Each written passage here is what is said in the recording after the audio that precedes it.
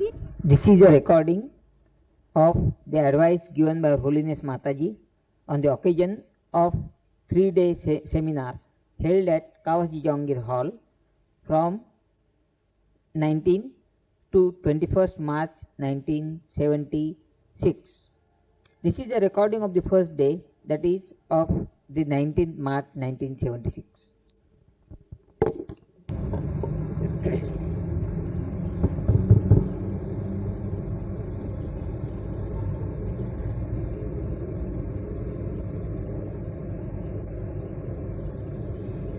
After a very long time,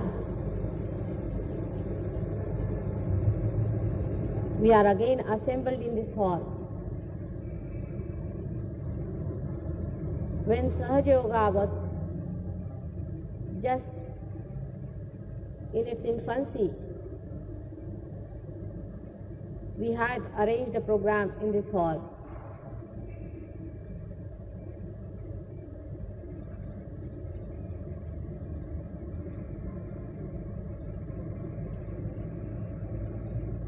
Since then, by God's grace, Sahaja Yoga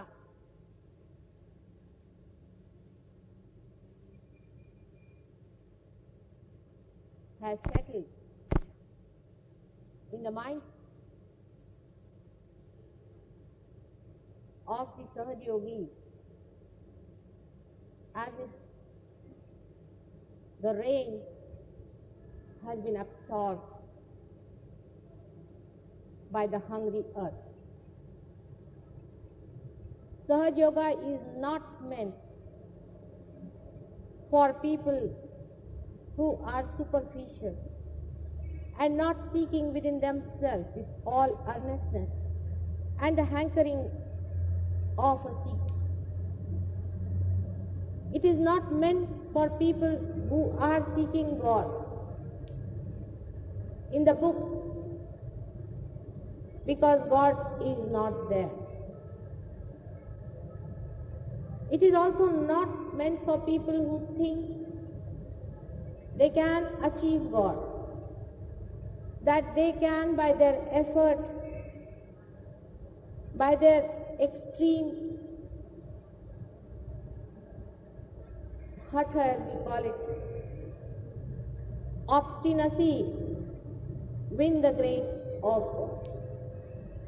It is meant for those people who are from the heart all the time asking for Him and looking for Him for the genuine and for the reality.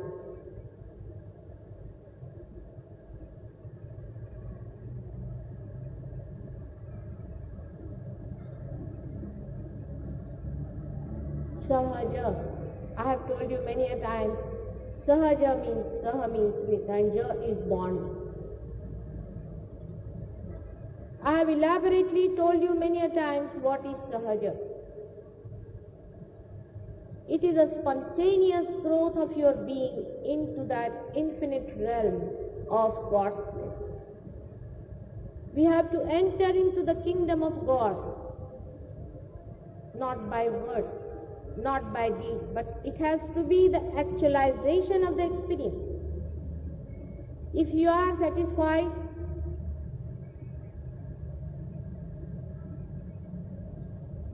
by the tomfoolery and the spiritual jugglery that is going on, it is better you take to that course and be lost. But for Sahaja, you have to be an earnest and a genuine seeker. Whatever mistakes you have committed in your search will be forgiven by God, because He knows that it was in ignorance that all these mistakes were committed.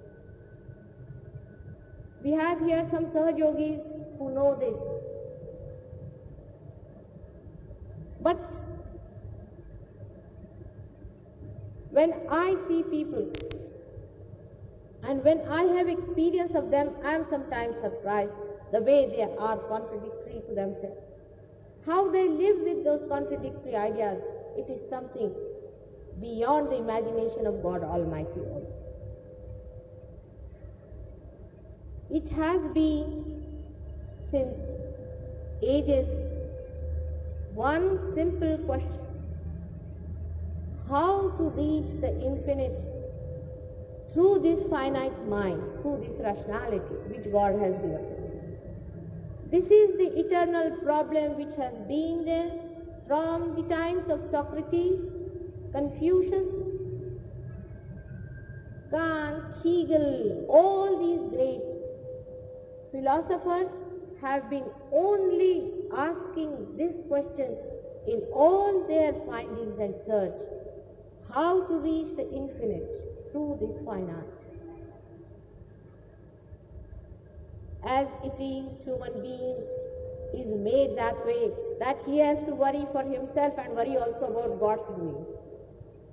He is also worried how God is going to give him this blessing. Who has created you? Who has created this universe? Who has created this beautiful heaven for you here? But you are worried, how is he going to give you that blessing by which you will know the heaven within yourself? You are worried how he is going to bestow upon you the bliss of self-knowledge. You need not worry. It is his job. But he has made you like this. He has made you this way, especially with a purpose. The articulation of your personality came into being just like an egg develops a shell around itself to grow. In the same way, you also developed a shell in which you have to develop your personality, your being in such a manner that ultimately you become the proper instrument to receive that knowledge that is God, that is divine, and then to emit it to others and to see it, to be aware of that, to be a sakshi, to be a witness of that divine flowing through you.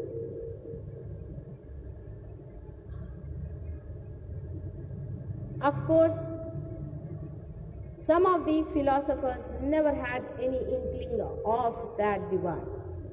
Some of them did have. That's why there's such a disparity in what they say. But there have been really genuine people, most of them, and they have been honest about they are not finding it or finding it. But today is the worst time of hypocrisy known as Kali Yuga, in which every Dick, Tom, Harry has started claiming that he is the person who is going to introduce you to him. And he has formed his own ideas and his own imagination to give you that this is how you are going to receive him, and I have got it already. There's one thing good about Kali Yuga is that all the ancient scriptures are for you, written down long time back, and you have to tally it. If it is Bible, it is there. If it is Quran, it is there. And if it is any one of the Vedas, it is there. But when you start your new scriptures and new ideologies and try to fit in everything according to that, when you try to mold God into your own cups of weaknesses, then how can you be sahaja, spontaneous? So the problem today in Kali Yuga is much worse than it was ever before, because apart from the original articulation we have had, we have many more articulations on us. The worst of all is the mental articulation, that we think by reading books, by talking about books, by giving lectures or by receiving it through lectures, we are going to achieve it. You are sadly mistaken. This is the greatest Maya or the illusion, I think, of the present. Other Mayas can be conquered, but this is one of the most elusive temptation for the modern man, that he thinks by reading, by listening about God, he is going to achieve. It is a spontaneous. Let us understand what is spontaneous. Spontaneous is natural living thing that happens to us. For example, you see a seed, when you plant it, it spontaneously grows. Do you stand on your head before that seed, or do you read books, or does the seed has to read the books of germination to get germinated? Not that. Never. But it is only the human beings who think so foolishly, which an ordinary dog also doesn't think that. You may say that there are books which are truthful. There are books which are pouring reality. But have you got any measure to know which are the books which are pouring reality and which are not? There are gurus who are, of course, prospering, materially better, because they tell you, you take sannyasa, you take sannyas, you renounce, and bring all the money to me. And foolishly, so many human beings are attached and attracted towards such people. Why? Because our articulation has given us this darkness that we grope to something that is false much faster than to reality. We are shaken up within ourselves. We haven't got strength to hold to the reality, to ask for the reality, that they have to give us the reality. So anybody who speaks, you see, in a bombastic manner, quotations after quotations, reading this, reading that, giving you big lectures, people are very much fascinated. They think by listening to lectures, you are going to have it. Never, never. It is going to happen to you. You have been to so many lectures before. You have listened to so many people. There have been many gurus, good and bad. Have you been able to make out who is a real guru and who is not?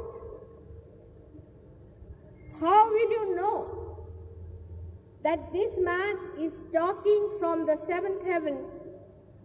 It may be a Rakshasa talking to you. It may be a devil incarnate in these horrible days.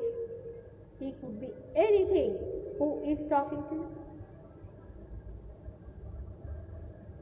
What makes you believe that some person who is behaving like a God man is a real God man or not? There is a way. And that is why when there is a more necessity, the things happen by which you know.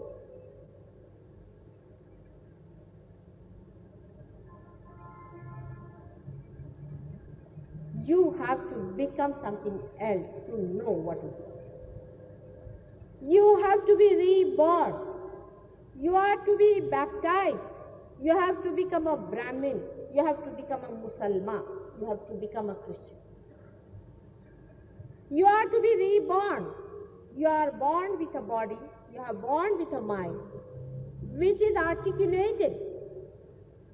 You have to jump into that infinite love of God to know who is emitting that love. And then the knowledge comes to you. Unless and until your eyes are open, don't believe into any personality, because he knows how to impress you. And even not me, unless and until I have been able to give you that which you are seeking.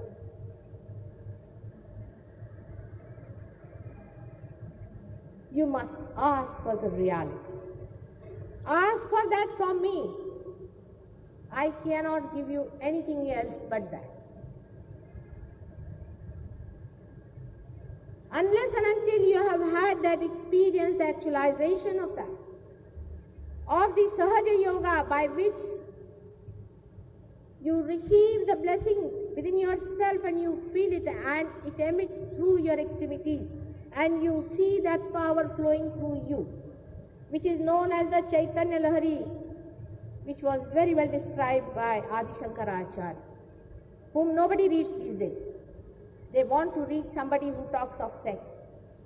The mind is so much attached to sex that everything must come through sex, otherwise nothing goes here. These people who try to impress you try to work on your weaknesses. But a mother is not going to do that.